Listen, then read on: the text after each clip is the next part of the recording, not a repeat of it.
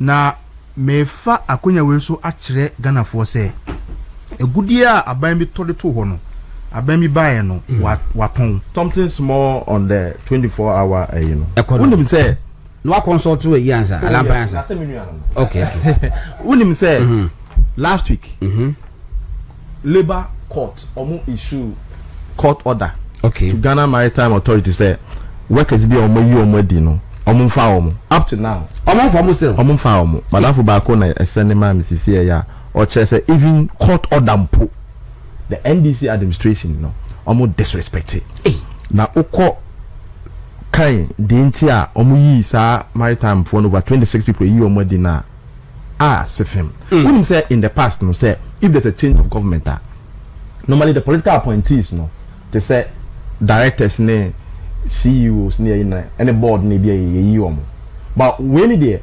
workers are on my juma ebi mu ya form juma 5-6 years back down the Richard Techimensa yeah central region oya juma wo MPR as the Western regional director started juma somewhere 2021 or 2022 amagino esan so yes star witness for Ankuma Nimfa versus James Quincy yes beat about the free phone so the chief of staff can home ye the papa na di otifi Anthony Saki started ye juma wo your friend say Ghana exam since February ye yinedi it's so sad and painful oba Ghana Post no kra na ye mareko senior na me ye juma wo the Ghana Post no nipa bi ye your friend say casual workers and I'm like go obo so say obo ko for ye casual workers 15 years you're permanent together with omon be service bi and obo so okay be 60 than your pay other employment ko kan ho be 100 senior Sam George on a day ama ya pamo sanko in fact opamo omkra from ministry in the casual workers no obo be your papa no adana na boni say dey no one ye casual workers adena one year casual workers obo ni obi wo wiase a ne say obi ye casual worker no ye ne permanent ya pamo mutifi one of the ladies no na make say no osu mene na net office when the ye me ya wo ho this lady is one person ne papa wu ne maami wo stroke na wawo oye adwuma ogan na Ghana Post ahen senior Ghana Post na so kakra obenya and girl no yan krani su nani so pa akwa ba akwa aya na me person read the message woye NDC ni ono de na de minime no na ne de ne nheda anya me yaketekiti sei MPP na fa na adwuma na be kan na you know actually yeah because you see Douglas B African no see na we the me we meeting o see for your bandi okay for you or see the base is boiling.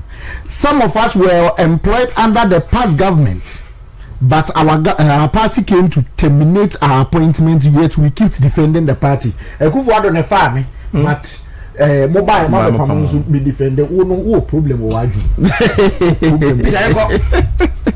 you see, I didn't say MPP who are he, and I say some one in some phone cost to be na nipa bibiri the omani na ehwe na omon kan wasem but me the cost no you see the NDC is making it very difficult say someday say 2 minutes isa na party bia okuma so benya hawks within the party no say hawks within the MPP sorry say omon pene say kofo so a ebia ya fa omadwuma eni ekwakopim 2028 ana yebe omo adwuma ebebe here no samasi stand 2029 MPP Hawks ni bi sorry say yempa mo ma ya form adwuma ene kopim 2028 ebe difficult say the moderate or people who think oh anya hwe yenya manika no omo betimi succeed in the argument say yenya na yema omo ntina and yenchechire o mind sa hwe the 133-24-hour economic policy no ohwa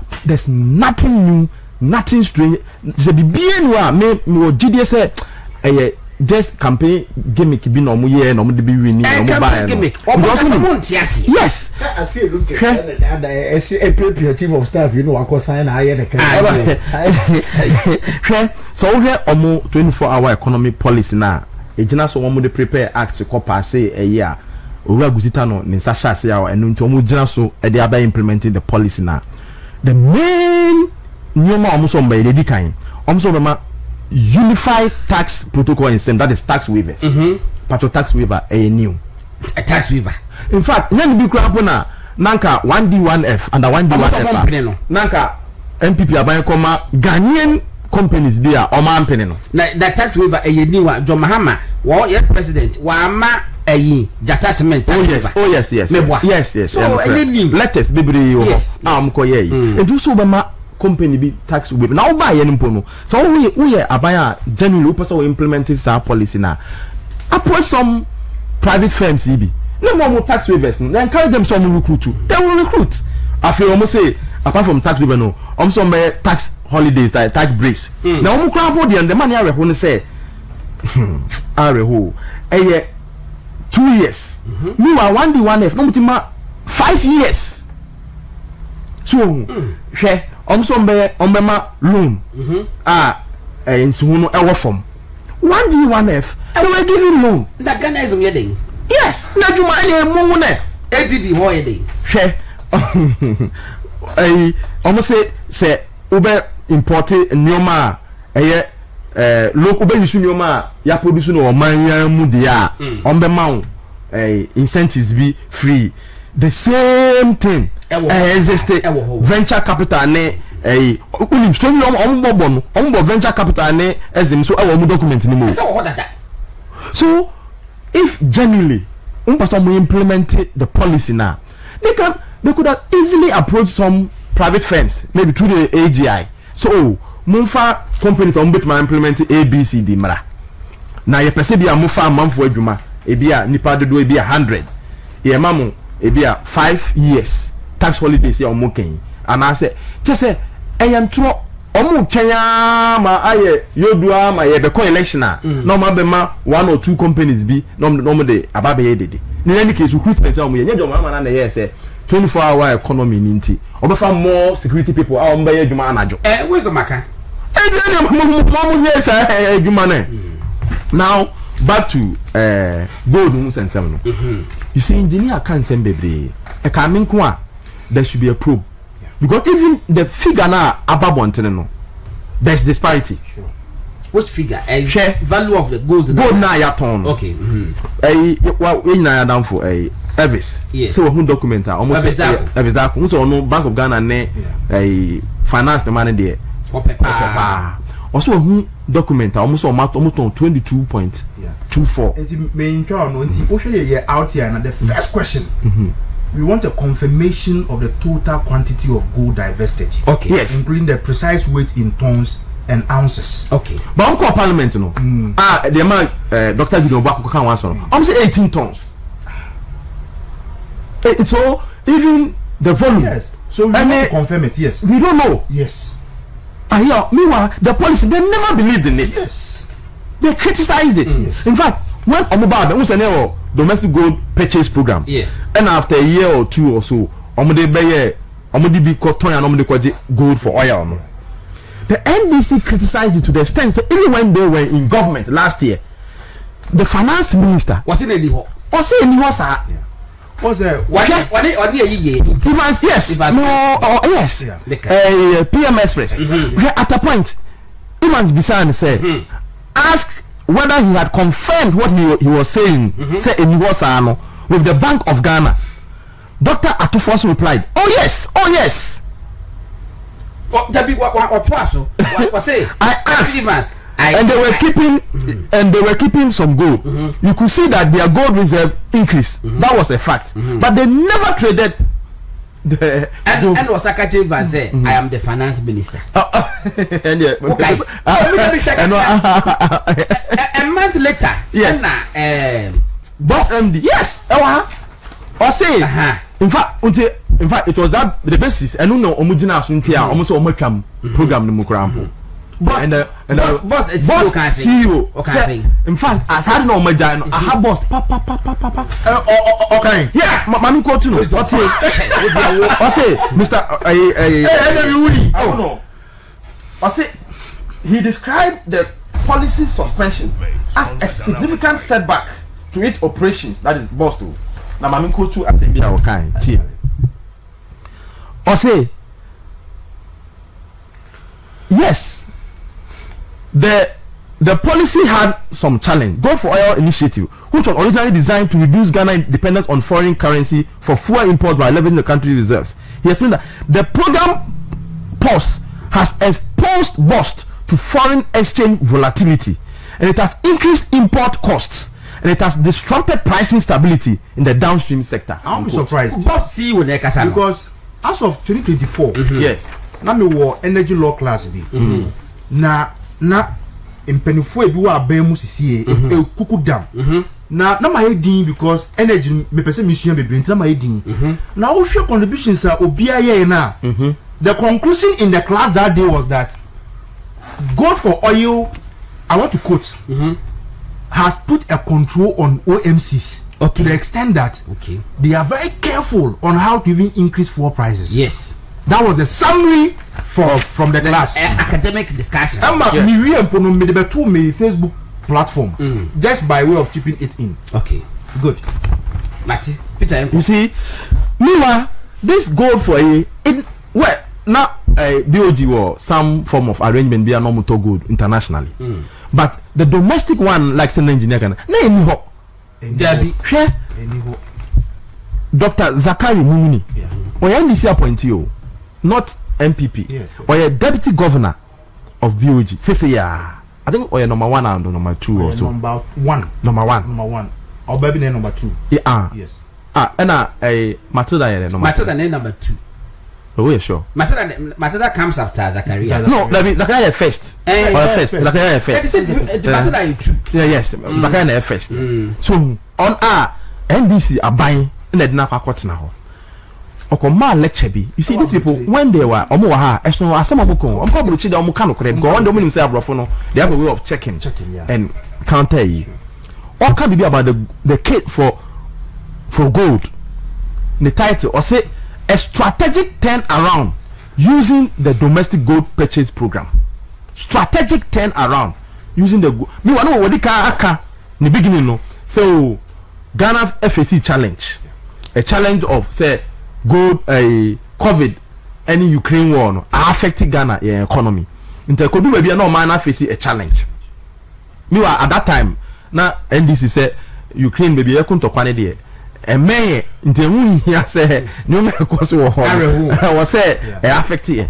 Me wa no president mama na in the past the State of the Nation address in 2014 said say ntokwa ani ahun ye eba o man wiase nyina 2017 affecting Ghana yet close to election nti o say ntokwa ekoso wo abrochire Ukraine no and fire ho na mu kura atwe na mu kwa say kilometers as I say Dr. Muni Zakari first deputy governor NDC appointee ko gitum sam pass o mine face ahun him of say in fact it was because of that company fits any grading agencies a downgrade the economy no then now can one statement no we no che say ti me quote no say the significant macroeconomic challenges Ghana face occurred against the background of a large resource endowment and comparative advantage in gold mining. Ghana has mined gold for over 3 centuries and for most part exported all the gold. In fact, in 2019, Ghana exported all the gold. So gold accounted for nearly 56% of Ghana's total export earnings, and yet until 2022, gold has not featured much as an asset class in Ghana's reserve portfolio or contributed much to reserve accumulation. Obe praising the past administration for the vision. They forced him to delete that thing from their website. Okay. Let's say I'm crying now. No, baby, free ho. Yeah. But say, and I'm not for caption. Almost a sign because caption was saying partner the previous government. And was a sign on their Facebook wall. Yes. Yes, we read that for that wall. One got oh, meanwhile, the mainstay of the gold for a net NSA or according to Dr. Mumini Zakario or say is to increase banks' gold reserves by 100% within 5 years, which at the time was 8.74 tons. O mention here, and indeed, we no be confirm say by the time MPP are buying the free power now a jump to 30.4 or 30.8 tons. Or to him, a policy or say a buying a shepherd, no protecting, and so now only that about tennis. Oh, I don't know almost no. And I was there. Sorry to. Oh no. Sorry to catch you. Yeah, I'm a man for tears. Say, Obi, a man for business. Say, na didn't na your good or now must say, see, no, any or more time. No, I was here to make sure say, yes, MPP nye akoko batanya or to akoko we are no we just was say akoma mele. Emechinema. It was a vision. Say good no. Dachi be eba. Na ye ngi beba ena ampara so ene good abeboy. So obi bisa that question now. MPP should be seen to be visionary. Yes. Nti wo ba ye de nipa na ton ato no wo abeton wedi. Boss maybe. Hey, the bottom line is that there should be a probe. Yes. Because me BOG governor no me nyini ni. Obe kai say obe ka che say oh Sidi na ejina at the time on ba foforo no na nye artificially engineered. In fact oni joy and omo ye program bi a graphic a program okọ ka che ye nyina o man nyina say Sidi na ejina no a prudent measures ono ne NDC aban na ebae o maye entina ma Sidi na ejina only for President Mahama Koyi to during the press conference no said BOG has stopped intervening in the forest market, which meant that indeed na BOG had intervening into be on what such a track record said only o money ending year in terms of reporting Nyoma or supervising then a chair say the report aba say wakoton bibi ebi say 22 mi wa call or you say 18 eno no kwese sample na why nipa ko abembe no okoton man na say okay say no say almost akoton on go to free here. That is it. Questions. It is possible say the same people are omoton ma omo no oma betima sa akoton afri omo but okopa na wetin provide in the out here no ya say baby omoton gold no coin no were they having a buyback clause? You say you who or margin. Say maybe out ton go no coin say buyback clause be man just say a idea Moses my plan say we be transfer to back be. Na my to ade na ma. Na my sada say ba message number be 12 free wo. Ba boss, unim say ade ba kwa ya adwin ba so ye ni. Unim say GOLDBOD any Bank of Ghana IMF report I buy $240 million no. Unim say mama church bi kakra mu a. And the domestic gold buying program, now you were 2 legs. One was for reserves, and one was for the gold for oil. Trading, yes. A buying society. I'm about for numbers of music GOLDBOD. Say GOLDBOD na ABBA, but no. Now the GOLDBOD is playing that wing of gold for oil. Let me put it that way. I the forex near them, and they bring. Okay. Go for reserves now. Never order that. Oh my has yes say 240 million losses no. They incur those losses as a result of gold for reserves nibi. Meanwhile reserves you added just 7.51 tons. No, but the IMF said trading costs. Trading costs between the Bank of Ghana and the GOLDBOD. Now, but how do you explain that trading loss? Good. Now, that trading losses no. Some of the gold that I'm claiming say a core gold for reserves no. Accounted for part of those losses. Fine, no problem. So if you have bought gold for a reserve and you have incurred this loss, now we wake up and now the reserve have been emptied. That means we have lost on one end $240 million lost on both the reserve end and the export end. You lose say sikano and they call.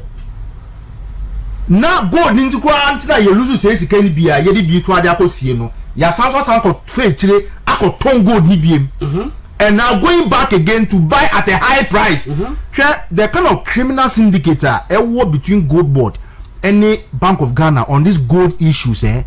Me say the next prisoners in this country will be everybody onya akwan edin in can go to this country. This kind now omodema empowerment women. Good. So $214 million no women of making crime. So between any abroad also empower a ma. Next a GOLDBOD and as a gold jewelry person almost support you. One also come support. Now GOLDBOD impono. Boss, probe now work on but yes.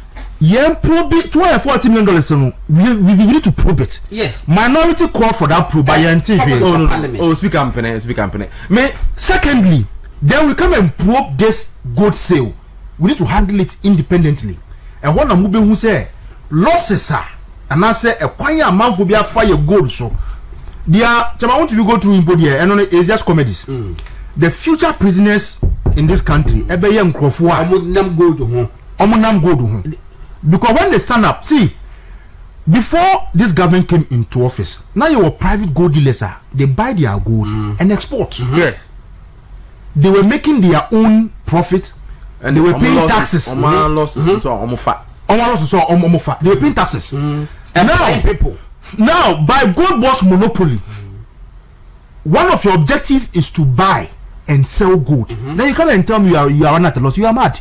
Of course, you are insane to tell us that you are not established to be a profit-making venture. Meanwhile, in the same GOLDBOD Act, you have put the cross and say you are not going to pay tax. It was the same entity, and not private people. Were buying the gold, they were exports. They will pay tax to the government and they were still making profit. Ghana almost capand MPP a gold dealers. Oh, of course. Baby, system the moon. So if today you have passed a law monopoly, what's it gold ni brown chain? And see, under MPP don't dictate gold prices. So MPP just buy the gold based on the international price. But today, gold price is dictated by the NDC government. Okay, the man na alampa kopu no or say discount. Discount, yes. I have a neighbor. Into no, sometimes no good. I have even called the attention of our parliamentarians. Yes. Say the bonus and discount system at GOLDBOD implementing it should not be at their discretion. Okay. They can steal the state a lot there. One.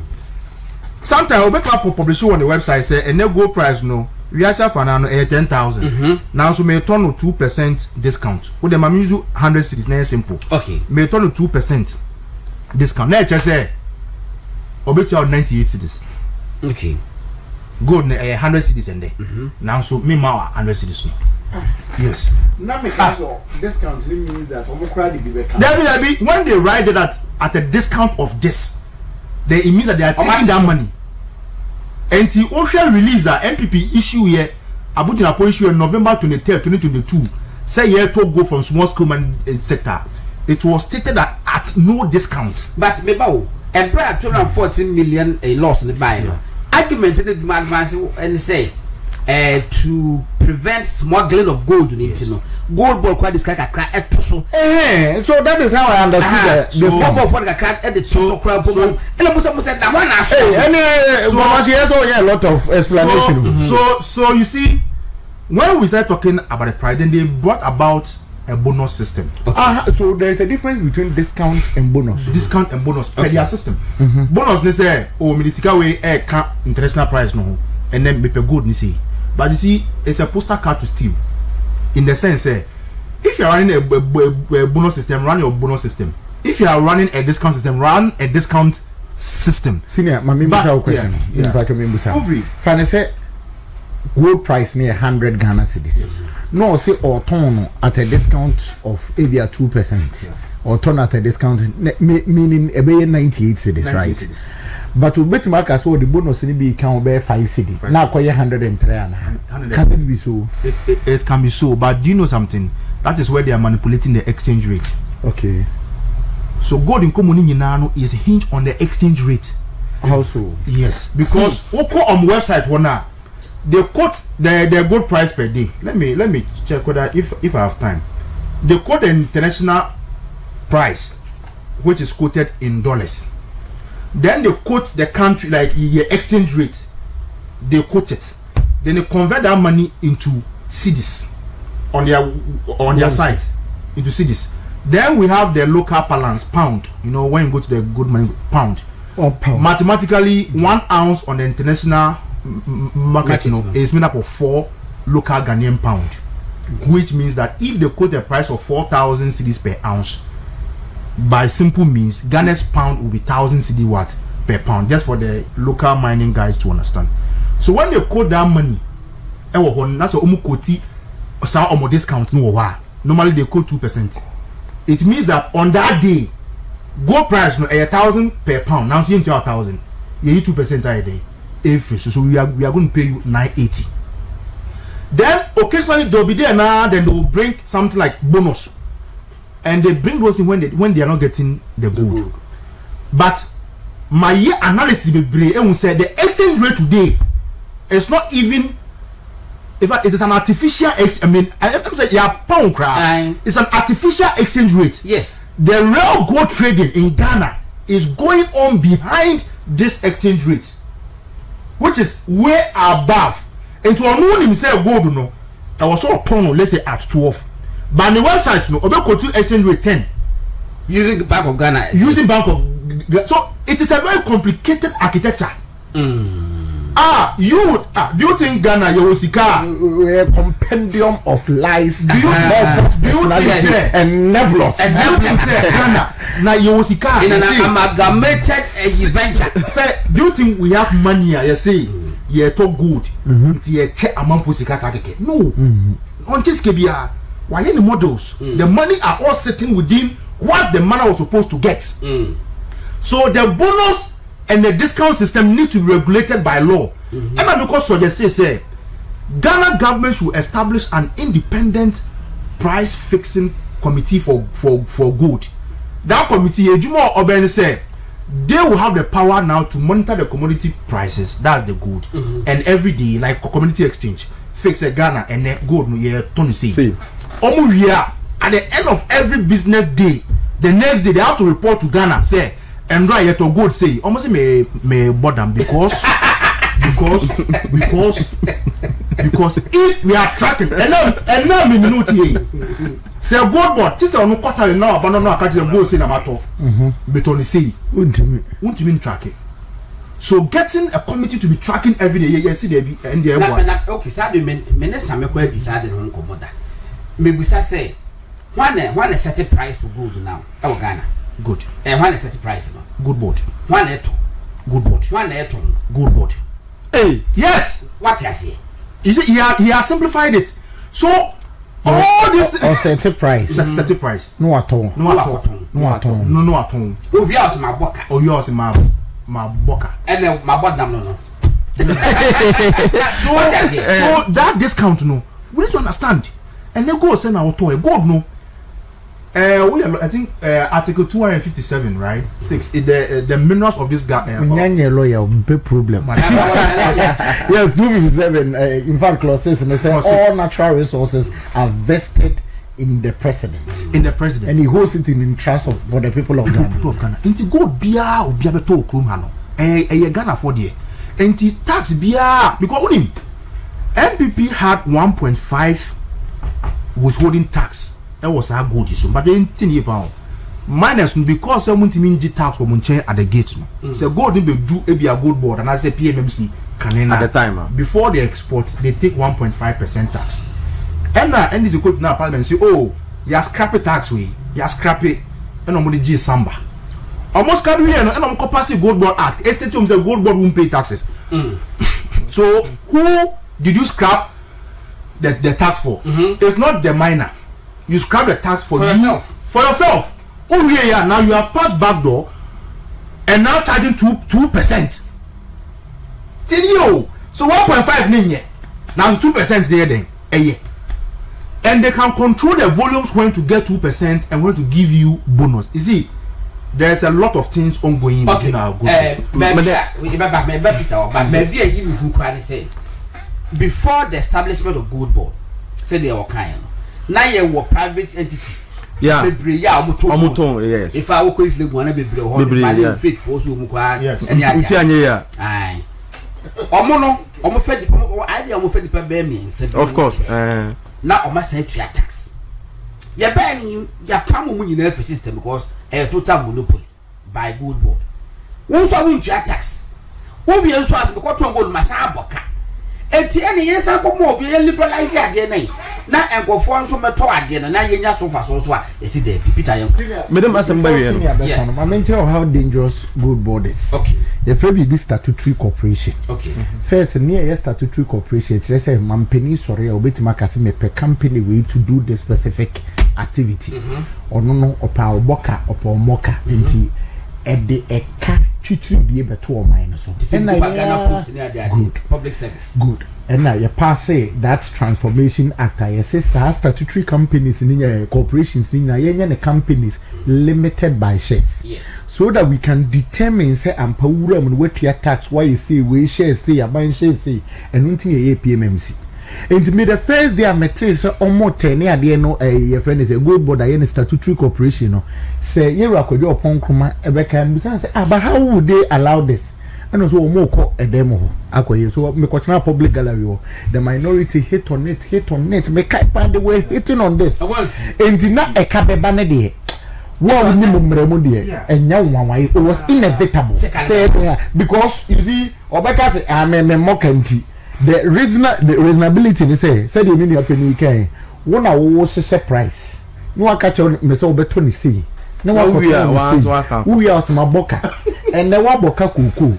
Waboka good. Your mom or a cocoa crap or ton of the boka. My man Saka baby, what can cocoa buy? My man, my good to the Peter. Share gold, no. NDC buy near 31 point something.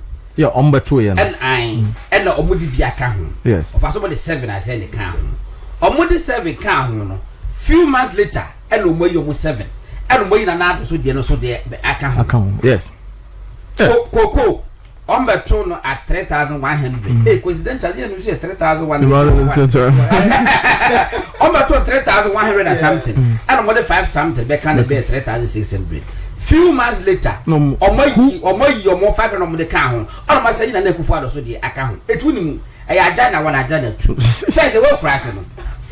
Obano be born and PCR was may copy biaba. Na me petite patron me board you na efa to one person is one me buy my baby yedi me boa na cost pa na fe wo base pa am pese na ben na so adwo akoyi wa de because ye ginidi adwo akoya na wafa bo no wayi bode miensa no wode bayira ba ko da sase wo ko bi e ka ho no no asade a wom wa asase why comfort Obakra na so na be na be o ka so yi bi obetima ka so oni say to mama aye you what do be ka ho no wa pasa me say for Randy Abe to sit in this country for the entire government and cabinet to sit on his matter on GOLDBOD say so oye incompetent pa you friend it useless what is the most useless no say ni Mahama ti se pre no ka se ko bobo GOLDBOD no ko fa pando Heart of Lions ni better oh, very useless. The most useless CEO ever.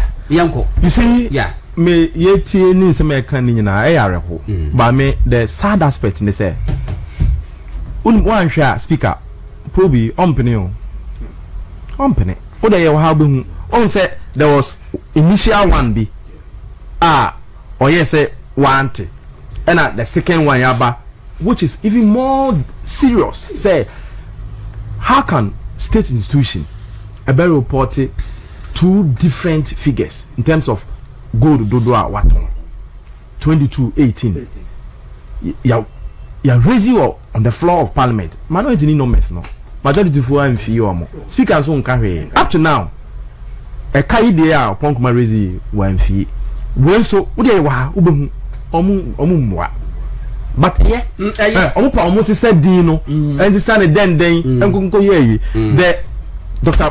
Zakari or summarize the program ni nyina na be the massem nyina ba wi o say on all count me quoting Dr. Zakari the domestic gold purchase program has impacted positively with strong reserve accumulation, stability in the exchange rate and easing inflation. These have helped to improve the country's credit profile from restrictive default to B- with a stable outlook in June 2025, boosting investor confidence. Thank you. Then, so economy no Fitch ne other rating agencies rate economy no man positive ratings are about a boy mass positive ratings nearby. Okay. And your domestic board program introduced by Dr. Baumia and MPP. Peter Ankoma, were deputy editor, Dispatch newspaper. Peter Baumia started with him for you want the margin 20 minutes account. Tipacho, two issues. A black one some kefa Ghana say ISIS America for bomb Nigeria. A black one be kind of Ghana say how kind of Chatham House UK say Ghana and Nigeria for any kaboom. Questions be brave Nigeria for be use ESP America for be use ESP and soldier for koya na e de ba the support be na de maye. E bi busa say e bra na na Akufo-Addo Asia American security chiefs e wa America. No catch you say Wagner Group of Russia your West Africa sub-region more hard region no it's America for one no munka ho bibi and there will be leaky tape no President Mahama a friend na Akufo then president say why udi konkonsa ama a black one ki cancel hunu basa and they konkonsa ni be the chair a black one yes I konkonsa ko put the susu so bebre ye be di no ho komo na ora aso no abonko fu so pacho tide obeti efi won yanko yeah a black one there on say menino relationship madam for no enka bi mo sem bi wo ha aya yes we be madam for you and then me can say what is our social media yes as my sense GOLDBOD oh how share e that butu oh yeah sure as my GOLDBOD Canada for black was Indeed. remember I could be where I saw baby and phone as some person became as my GOLDBOD e go for the money share MPP for be I go for the money share MPP for penny for be asemba no mo credit can so on be can be as say me monitor unim say editor of custodian ko yeah story about black properties be over East Legon at the time now black were taking on MPP penifobia no more properties any ade any akwantuo ne ade na oshia no obisa na editor we dey because me President Akufo-Addo nyantina waso me mu pa yo ntimi wa no say me say your friend why what about that your friend no cause na Akufo-Addo odi yonko wiase o wa do for chair o properties na o ya nti o no dey me drink kakra to me kabi oh nyese me kabi next one let me tell to ask me kan mun to bobo na mun tie me ya me chere say of course it was on diplomatic. I mean you cannot disclose some of the sensitive matters on international platforms put you or minor into a serious danger because remember say Ghana and Nigeria your relationship but say o man po aboma ne sa especially when nkofo na no mo ye target no nkofo a omo hu what you say enti say unya international platforms na ye bisaw na ukokasa kire say Ghana kra itimi ye yusu ye ha ana ha na o man fufuro yusu di timi gina so attack another country it could be a war on ma many serious issues in fact the point is that so is it true say US war base bisa wa ha na is it true I don't know it is if you don't know it is conditions or the koje your friend is saying what do we call it deportees no what are you telling me what down for no there na botre kwa because me my body better na me dey be na botre meba na botre ya sam na me bisa say ye no kure say sa base sa no e wo oman mu ana me obi e wo mama musa na this common sense question Ghana foreign minister swafo a ohwe amanone nsem so say Ghana ni US and Nigeria collaborate and no launch sa attack ni na US for launch attack ni free US na buy na enya from Ghana na koy ndo mo launch ni kutuka na no mo launch na dabraka na ikokomile me ha No, but we don't know fact. For a fact. No. The reasonable thing. Everything I say minister no be antro no try. Minister ni try. Oh, when I say see. Na man for a chantro. I think come na energy minister be ka chair say containers be ira report. Na container na ira no. No e chire kura mpo no. Ya ka think of military base men fan compare container. This is a high standard. For you to be Nigeria a sovereign country. Okay, we dey marry maninka. Ayo ko wa fa we die. Who say onu begwasi o. Senior. Otrofo we. Nigeria mirror of lies. Ablaba. Senior. Go on, bra. Ye kasi bibi a state. Mama Pete and people kwana. And I want to the Montevideo Convention on the Rights and Responsibilities of State. It defines a state with 4 elements. Okay. Bako, it must have a defined population. Yes. 2, it must have a definite territory. 3, it must have a government. And 3rd one, let's say it must have capacity to enter into relations with others. And in fact, the government must be a strong government. It is not a weak government. Minia, in Nigeria, so what don't sakura koka omu this year, ha, no babe perform response ma na, you must consult the government. Sovereignty emunia. And to see a bit ma launch a bomb, and a bomb from Kurobisu akotrim Kurobisu. Do you know, so watch a tantam video now, Munira, I show some 30 seconds there. My full video no. Tatam has there no. I'm telling you. Okay. Lady now no Obusa black wasem no. Musa no any person in relation to this that. Sir. Yeah, a black one and evolution and a sorry a casem way. The woman never asked identity. Some video shot now with you say just like the attack that happened on Christmas Day in Nigeria. Ghana collaborated with the US and Nigeria because we have a defense cooperation agreement. Okay. On one casa evolution.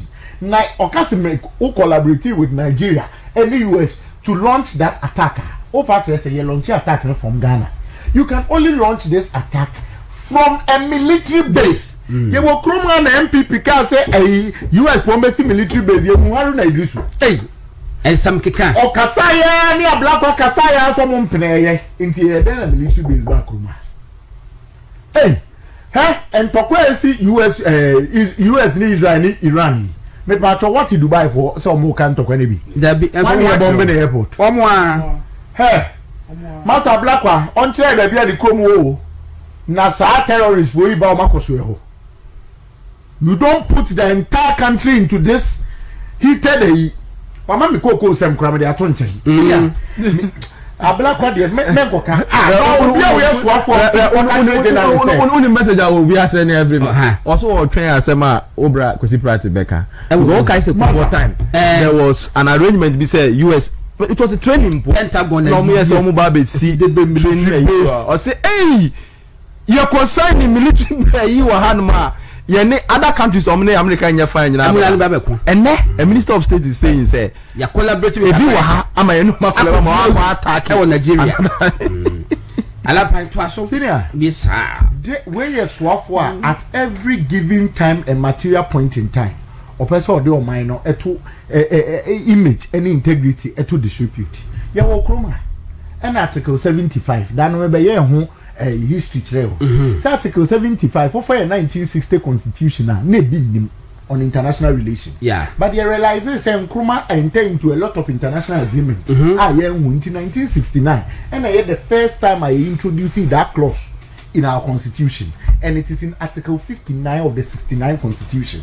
And you say answer na mampeni be come in 69 say osiki or acted on the advice of cabinet before he can enter into that and at the here ratification so the agreement in the bar any legislative competence when here ratification you can say legislative competence be a human rights parliament with my pass into corner or sign any human rights treaty be fabra no mun ratify or parliament any other thing biano you can just sign on it into it. Now the 79 constitution just like the 1992 constitution in 79 article 62 and in 1992 article 75 say any form of agreement enti case a Margaret Banfo ne Nana B and the Supreme Court no na je Banfo wu a lawyer ene na ye om lawyer oya argument ni nyina na ye ma me so for Kufu unim de enti asem we ye critical nipa lawyer ni ano or Kasama Aban no was the then deputy attorney general Dominic Ayini who now, was in that case with Nana J Banfo and now is that the age now the current age the ruling of the court say agreement means any agreement whether MOU MOA MOI MOC MOY no the bar yes yeah Supreme Court say but also MOI Victoria on it so I will even say it so that you watch and understand it. Now we are to me ko catch Bernard Avle say na unim law sing your friend is attorney general unim law say attorney general now you see as what about we have the penchant of insulting journalists that na Sam George ekwotina join news catch it tikesi e badwe Evans Mensah say or lack comprehension yen friend no yen friend no or say or lack comprehension Evans Mensah time na yasu was it so God what was the reason for selling the gold? Was it because the gold was too much? Now they want to buy more. Is it because what they have is too little? When they sold the gold, what did they use the proceeds for? And what are the MP doing about it? They tell me you're discussing. When cocoa prices were high and they needed to sell forward, they didn't sell. Okay, not to us. I say, is this not financial loss? This is what we call matricle. Mr. Sari and now also what the by people send the message be pam almost more enjoy you know papa na Peter na die ne ho achi no almost father papa almost fa yon kopa na wo adam funu no fa journalist for the omo kwa bushon oh the one for na so nim say menye wa bre ne hu wait but na deputy now na utimi father for na you na asafoje asafoje kwa asafoje asafo na me dey asafoje ko airport Sammy ni asafoje na kwa okay unim mamenchi o mana nko you unim say we ranking na senior we ranking na deputy ranking now person okosra Ghana for even in the bad light aban ne facilitate the time of Ukraine na ye MPP aban ne facilitate man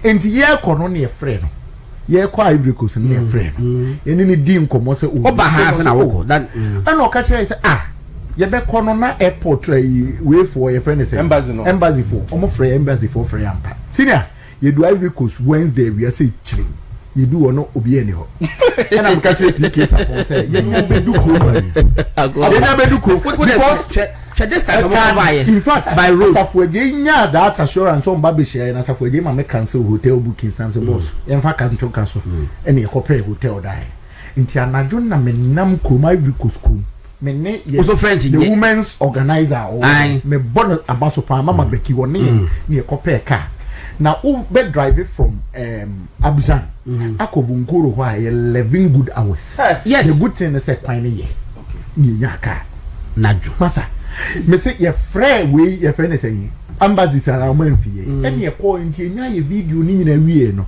ene e kai hu say bono regional youth organizer mini apeni razak ko organizer me tai na chipa ninia ene ye ho regional minister bunu regional minister ene e friend no so oh onu kura wanya information si aba honto nam kwan so na zo chief aduma na asi ye didi wo zebu na o say fa nti omra no so ntimi meto yi no ni edi nkomo nti o na friend embassy ni say na mo nkofo aba ha ye ko onim say embassy no munsi vongoro omunsi vongoro no munsi ho bebe na kana for mo ko ye when ablakwa ko yes enti afede me say ade ye chen no ana ablakwa so ko ho nwumre embassy for ne friend oh ye we o mo ye sorry o ye we enti eni o mo di nkomo na say oh ya tra ye friend say border ewo ye friend airport say oh o mo be so mo ba see your time na Safueje say there be ni jadi ni gumu papa mama na ye ni pa bone sem ni bi no ablakwa ti ye ba ye no ye wo ho na se omukọ ye friend say onga United UN General Assembly na ranking ye rabu gina pose Safueje na enko Monday anopa o se dey say Saturday anopa mrefi was one fine morning Safueje friend me da bia otu kwan a me na me je na kan de ko because unya copy sa period ni nyina sa aka akase re media what they tell yeah na me ko je kai me je kai me dini si wa na me dressing kwa denta me ti do me o ti ade na Aso chama so. Bra me ba, ma me wie. Me di ko do adenta asafo je se me mra na say Na dai. Mo change time no. We could do what? Do you know the certain or say It's a movement stronger than appetite. Nipa mienu parliament nipa bene form parliament enye majority and minority but we years of this every mu say obetima sponsor yewura papa ya bodu say Okovanda point any clerk no so on the best talk about church oh justify me wa somebody the pay there mama no and at the catchers of this umpe once ma papa die me yede e ma me no fanko because enya nto enye nto blackwa so unya je pay die no na one kwa oba betra the one who is complaining that he didn't go to Stronger than appetite. Oko 8 good years oko 8 good years me na me catch oko 8 one me say but wrap up 1 minute yanko but as for je dey hard dream say one man ankwa America no what is say so local flight be o man am furu bi oh adenti I did the passport I did the card I say man am furu local oh how so Kwame Jai rough I think say report ni nyina suggest say terrorist activities are also in the sub-region no. Ghana we are not immune according to the security report and honorable Okujeto oye private jet expert nso kan esre say o man kasa on hwe ne kasa yi pa na sa boko around for na ma yemfa ye hu enkoto sa asem menu anuma omukoto security forms aye show mo bo 133 sepre munsem ni nyina no besre se mo amon santimi me anka sa akwanya no Interior Minister Muntaka say ebia na mo adwum mu no emu kamo ana say mo wiwi asedi nketi anso say ye fa mu nyina hifa na ombenya akromfo akwachi om na eze mo ya akromfo nti muntu emuhufo for gold trade ne de eberania to the elections na mefa akonya we so akire Ghana for say egudia aban bi tode to ho no aban mi bae no waton